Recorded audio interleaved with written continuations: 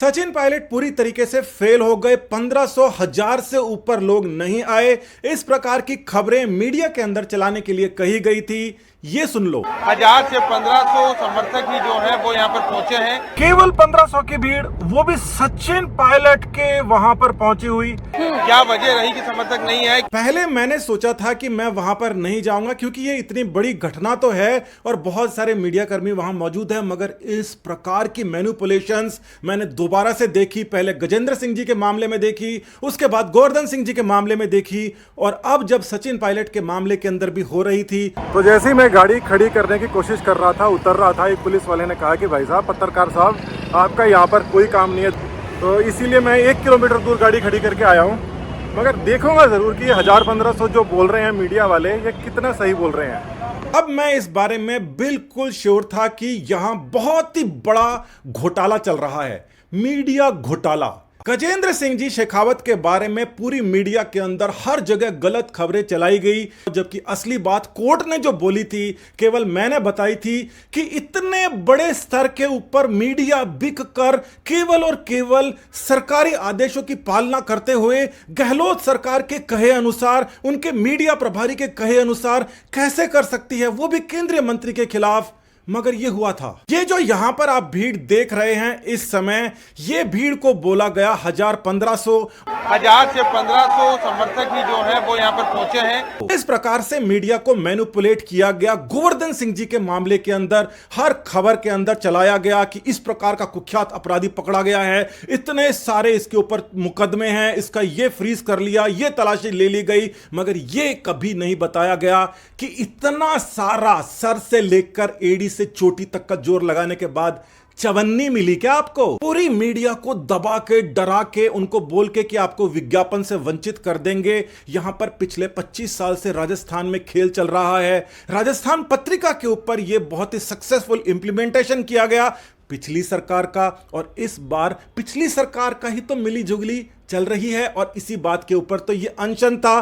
पूरी मीडिया पूरी तरीके से कंट्रोल में रहती है और ये आपके सामने सबूत हैं। ये जो जन सैलाब यहां पर दिखाई दे रहा है, ये पांव रखने की यहां पर जगह नहीं है। पांव रख के 2-3 बार मैंने धक्का मुक्की करके अंदर जाने की कोशिश की, मगर वहां पर जगह हो तब तो आप जाओगे, सांस लेने की जगह नहीं है। मैदान छोटा सा था। और जो 1000-1500 की बता रहे हैं, भाई 1000-1500 की गिनती तो आती है क्या? पिछले 1-1.5 साल में एक के बाद एक इतने सिरे से फर्जी खबरें मीडिया के अंदर प्लांट की जा रही हैं, और मीडिया वाले खुद बेशर्मी से, बुरी तरीके से बेशर्मी से इस प्रकार की खबरों को देते हुए, उनका क्या शर्म नहीं आती उन्हें? क्या वजह रही कि समर्थक नहीं आए? इस पूरे के पूरे अनशन के अंदर सचिन पायलट ने बिल्कुल मना किया था, कोई भी उनका साथी एमएलए, कोई भी मंत्री कोई नहीं आएगा। और उसका जो पता लगा वो यहां पर कि सचिन पायलट की खुद की जो भीड़ है वो इतनी ज्यादा थी कि बाकी अगर आ जाते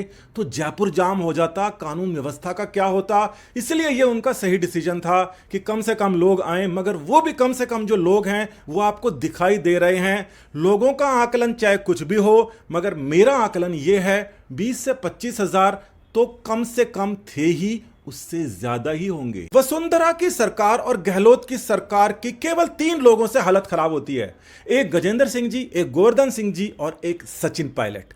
सचिन पायलट से क्यों होती है?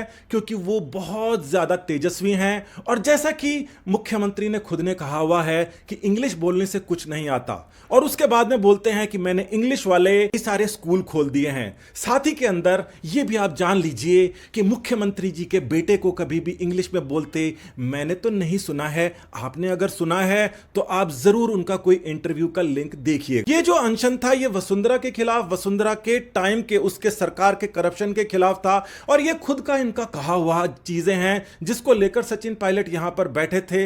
मगर वसुंधरा के ऊपर किसी भी प्रकार का आरोप लगाना अशोक गहलोत सरकार को बिल्कुल नागवार है। राजस्थान के अंदर अगर वसुंधरा के बाद में अगर किसी को माना जा रहा है कि वो मुख्यमंत्री का चेहरा बन सकते हैं तो वो गजेंद्र सिंह जी शेखावत हैं, जिन्होंने गहलोत के बेटे को भी हराया था। यानी कि वो तो सबसे बड़े अपराधी हैं इन दोनों की नजरों में। गोवर्धन सिंह जी का भी मामला ऐसा है, चाहे पुरानी वसुंधरा जी की सरकार हो, चाहे गहलोत जी की सरकार हो, एक के बाद में एक बड़े से बड़े घोटालों का पर्दाफाश करके एक साधारण, एक ईमानदार आदमी फंस गया। और अगर दोनों के दोनों की अगर सहमति हो तो उसके बाद में इस प्रकार की मीडिया में फर्जी खबरें भी चलती हैं, बहुत सारे केस भी होते हैं, और भी आपने जो देखा है वो सब होता है। सचिन पायलट आज के टाइम में एक ऐसे ब्रांड बन गए हैं जिसके बारे में कल्पना नहीं की थी, मगर फिर भी आज जो उनकी दीवानगी है वो आपके सामने है।